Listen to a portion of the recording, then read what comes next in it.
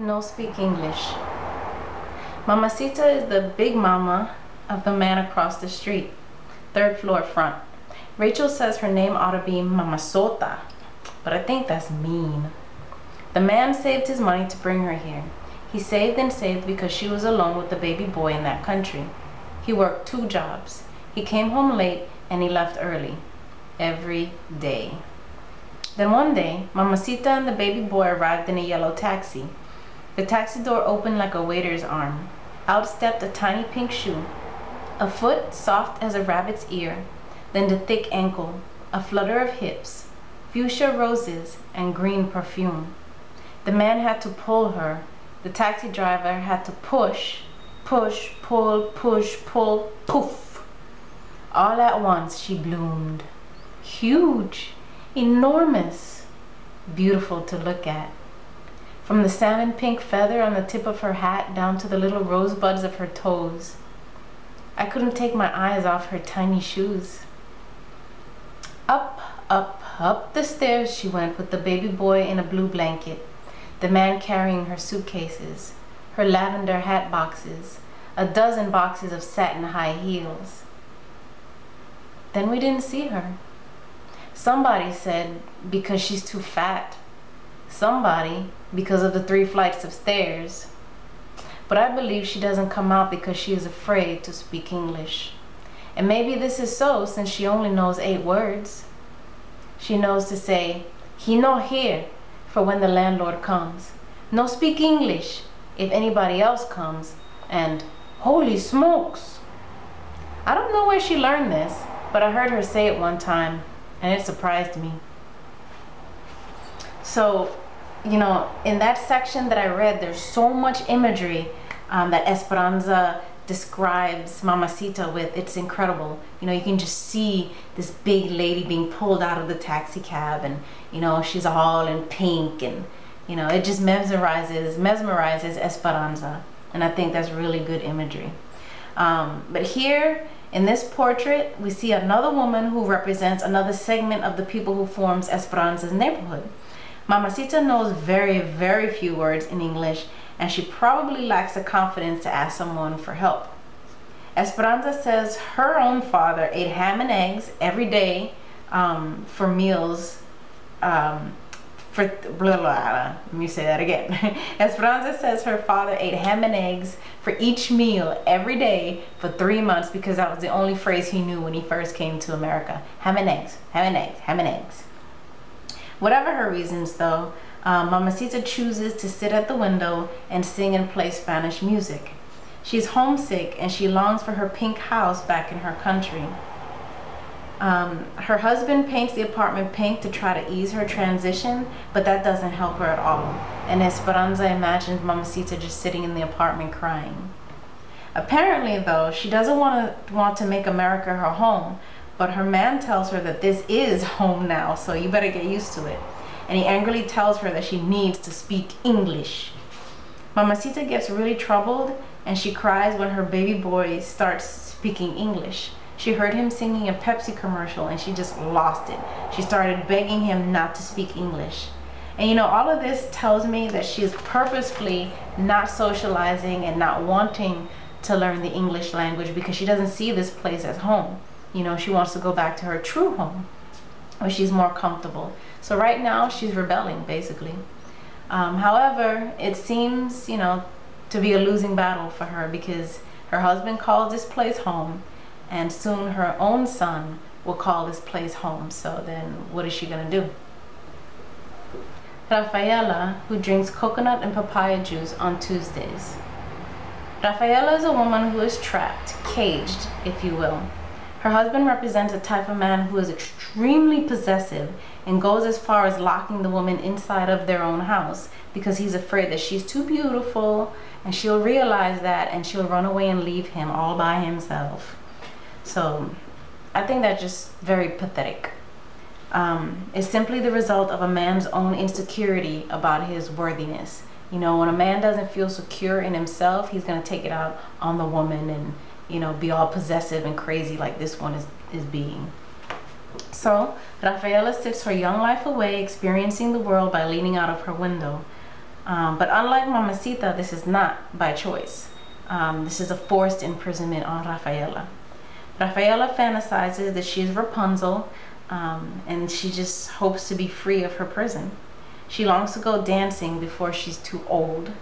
You know, she leans out the window and she sees, you know, people down at the corner bar having fun, listening to music and dancing, and she just sits there all by herself, wishing and hoping she can at least go out and dance, do something fun. So she asks the kids to buy her a coconut or papaya juice on Tuesdays, and she throws down a $1 bill from the window, and then she receives the drink by lowering down a paper shopping bag on a clothesline, and then she, you know, pulls it up to her window. Wow. Rafaela, who drinks and drinks coconut and papaya juice on Tuesdays and wishes they were sweeter drinks, not bitter like an empty room, but sweet, sweet like the island, like the dance hall down the street where women much older than her throw green eyes easily like dice and open homes with keys. And always there is someone offering sweeter drinks, someone promising to keep them on a silver string. Rafaela just wants to be loved. She wants to be romanced. She wants to have fun, you know, but the way she's living is just sad. You know, she has so much life to live, and it's all being denied because of a sadistic, overpowering man who's scared of losing her, you know. But if you look at it, he already has lost her by being so possessive and over-controlling and keeping her caged up. He's already lost her.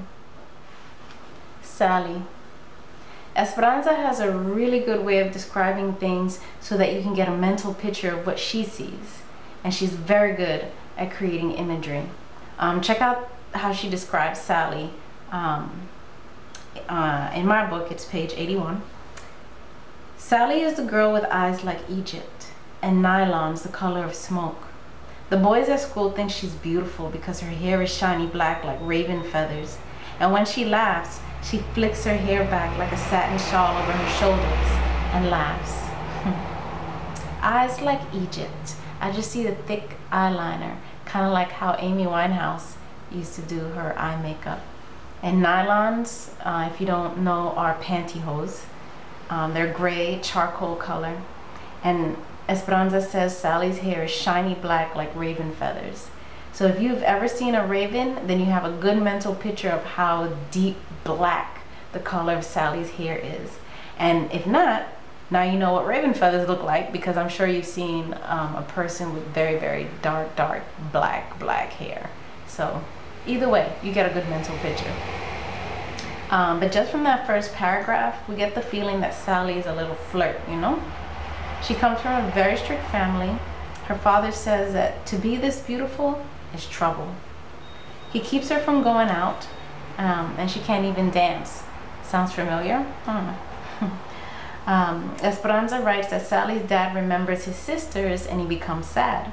So apparently whatever happened with his sisters he views as bad, and now he takes it out on Sally, restricting her so that she won't end up like his sisters. Esperanza clearly wants to be like Sally right now. This is still part of her I want to be a bad girl stage. Esperanza wants to dress like and wear makeup like Sally.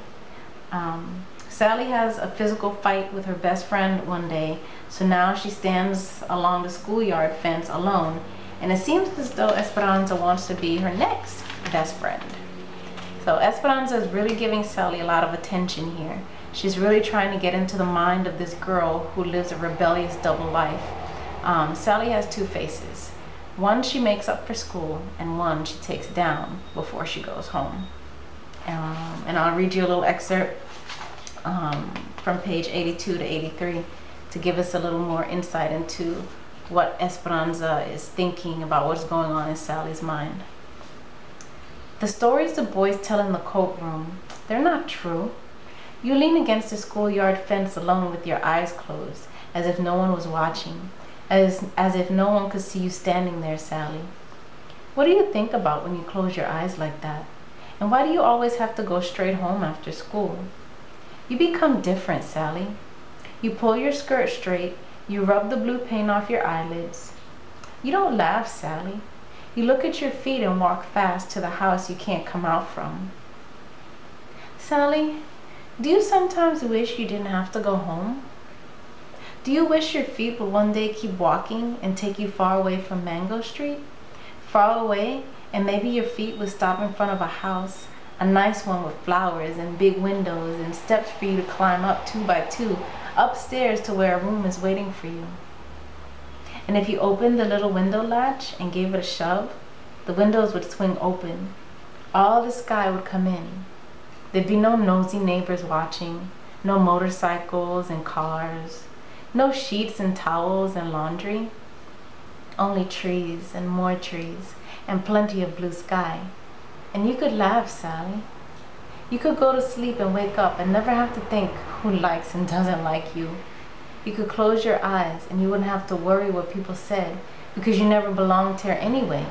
And nobody could make you sad. And nobody would think you're strange because you like to dream and dream.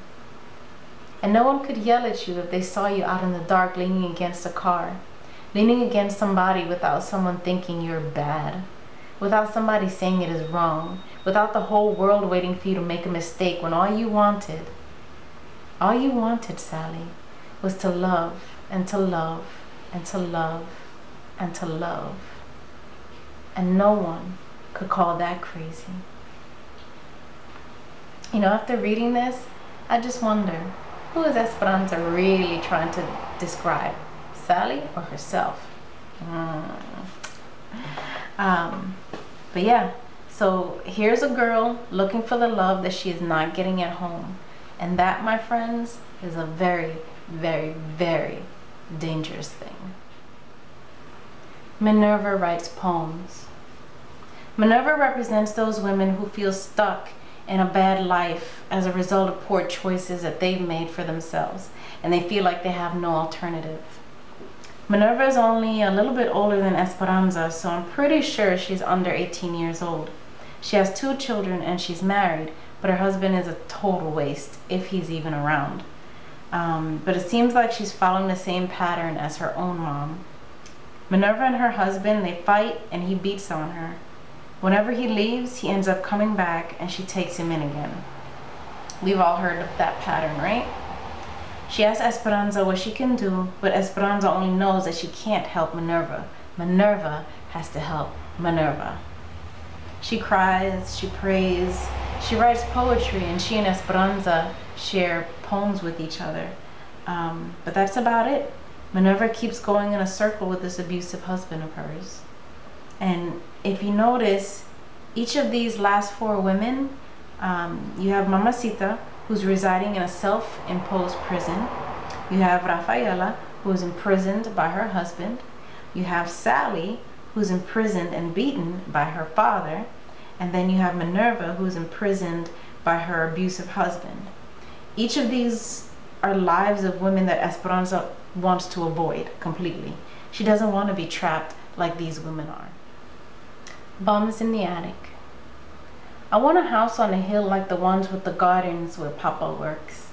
We go on Sundays, Papa's day off. I used to go. I don't anymore. You don't like to go out with us, Papa says. Getting too old? Getting too stuck up, says Nanny. I don't tell them I am ashamed. All of us staring out the window like the hungry. I'm tired of looking at what we can't have. When we win the lottery, Mama begins. And then I stop listening. People who live on hills sleep so close to the stars, they forget those of us who live too much on earth. They don't look down at all, except to be content to live on hills. They have nothing to do with last week's garbage or fear of rats. Night comes. Nothing wakes them but the wind. One day, I'll own my own house, but I won't forget who I am or where I came from. Passing bums will ask, "Can I come in?" I'll offer them the attic. Ask them to stay, because I know how it is to be without a house. Some days after dinner, Guess and I will sit in front of a fire. Floorboards will squeak upstairs. The attic grumble. Rats? They'll ask. Bums, I'll say. And I'll be happy. It's good to dream, huh? But Esperanza is sick of hearing about when we win the lottery, when we win the lottery, we're gonna have a house like this. You know, how often has she heard that? She's been embarrassed enough in her life as it is. You know, do they need to keep adding to it by riding around looking like poor tourists, wishing and wanting? You know, Esperanza's tired of it. You know, she's still determined to have her own beautiful house, but she plans to be different from these people whose neighborhood they're driving around in. You know, she's not gonna forget about the poor folks. She's not gonna forget about where she came from, like these people in this neighborhood that they keep driving around looking at their rich, nice houses. But you know what?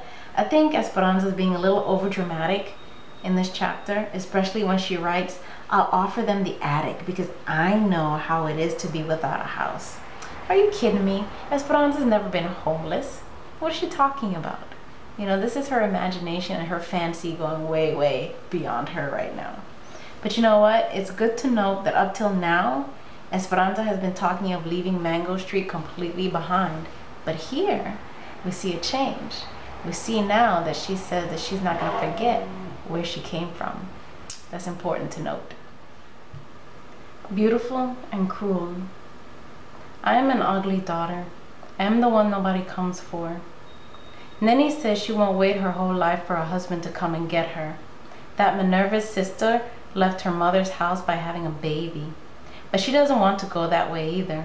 She wants things all her own, to pick and choose. Nenny has pretty eyes, and it's easy to talk that way if you're pretty. My mother says when I get older, my dusty hair will settle, and my blouse will learn to stay clean.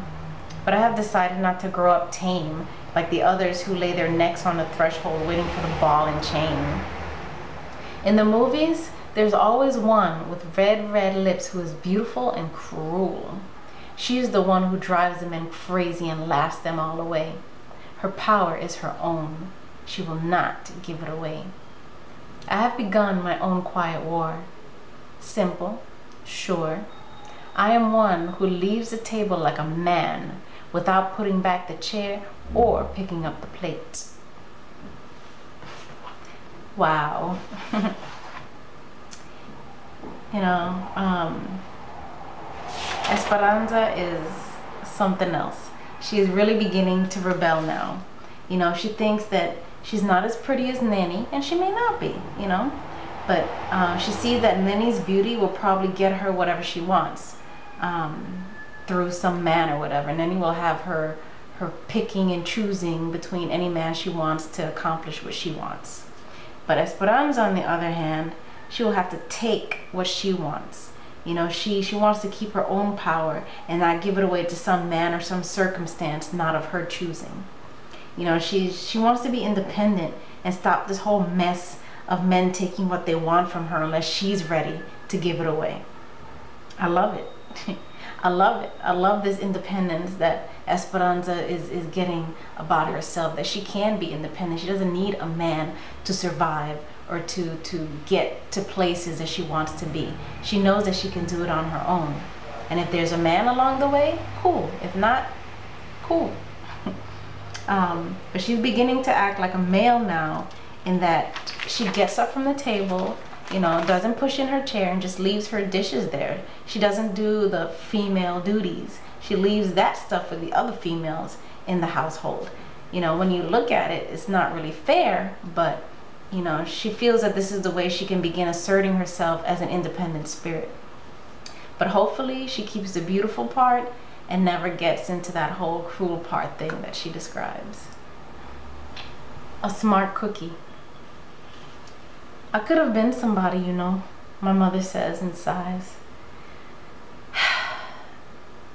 I could have been somebody, you know. She has lived in this city her whole life. She can speak 2 languages. She can sing an opera. She knows how to fix a TV. But she doesn't know which subway train to take to get downtown. I hold her hand very tight while we wait for the right train to arrive. So Esperanza's mom is very strong, but she's also very weak. You know, Esperanza's mom has some regrets, and she is obviously, by Esperanza's description, a beautiful and talented woman. but she was never able to develop those talents to take her places that she wished. Obviously, we see here that she wishes she could have gone. Her mom wishes to get out of her situation, but she doesn't know how to.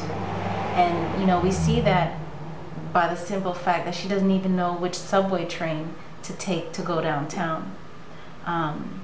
So the mom, she sees that about herself, and she doesn't want Esperanza to be like her and her friends.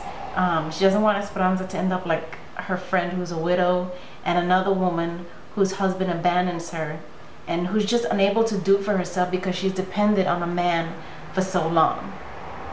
So she wants Esperanza, you know, to do better than that, to be independent, to be able to stand on her own 2 feet. And if she does have a man and the man leaves, okay, Esperanza can still take care of herself and, you know, take the subway without being all nervous and apprehensive about it. So one day they're standing in the kitchen, and Esperanza's mom looks at her and she says, "I could have been somebody, you know. Esperanza, you go to school, study hard. That Madame Butterfly was a fool. Gotta take care of all your own. Shame is a bad thing, you know. It keeps you down. You wanna know why I quit school? Because I didn't have nice clothes. No clothes. But I had brains." "Yep," she says, disgusted, stirring again. "I was a smart cookie then."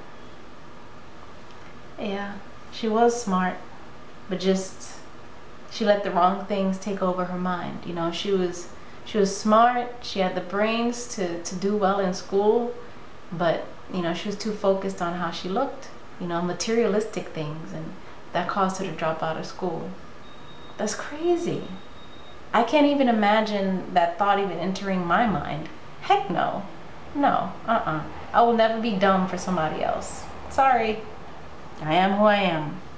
If I'm dumb, it's just because it's something about me that I do or say that was just dumb. You know, not because I choose to be that way. No way. But anyway, but she makes a reference to Madame Butterfly, and if you're not sure who that is, it's an opera, and Madame Butterfly is this character who spends pretty much her whole life, she puts her whole life on hold waiting for a man.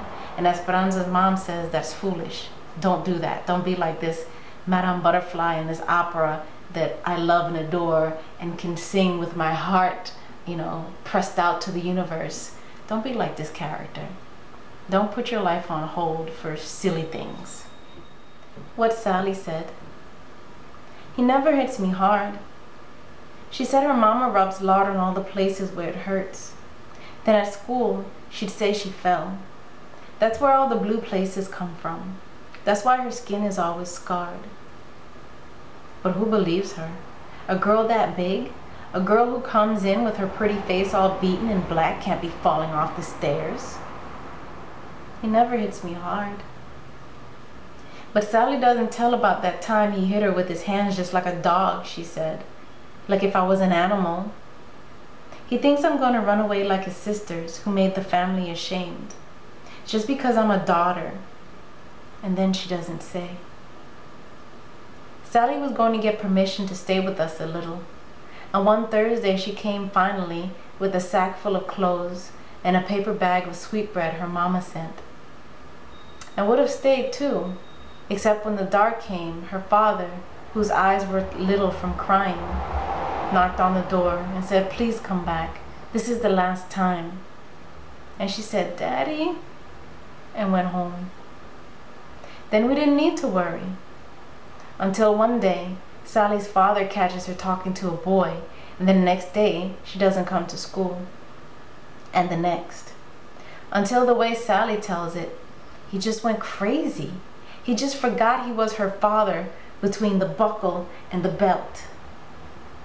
"Not my daughter. Not my daughter." And then he broke into his hands.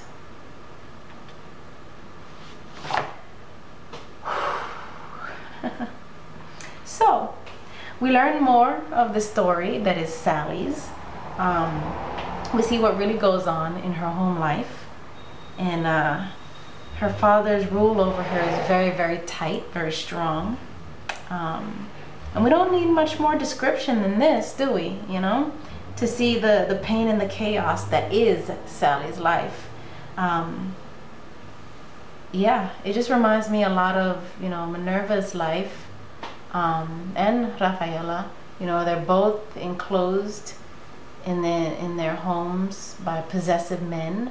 You know, Rafaela, it doesn't say that she's beaten, but she's just trapped in her house by an insecure husband.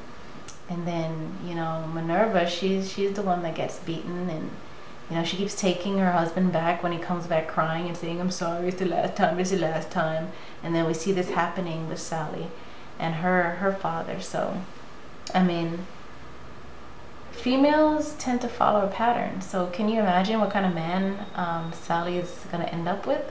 It's kind of scary. But, you know, Sally, she gets beat like a dog just for talking to a boy. I mean, that's crazy. That's crazy. So her father expects her to be like his sisters were. And like Rafaela's husband, he's kind of pushing her away. He's pushing her into the situation that he doesn't want her to be in, you know, because she's gonna try to get away, and who knows what kind of situation you know, she doesn't have the love at home.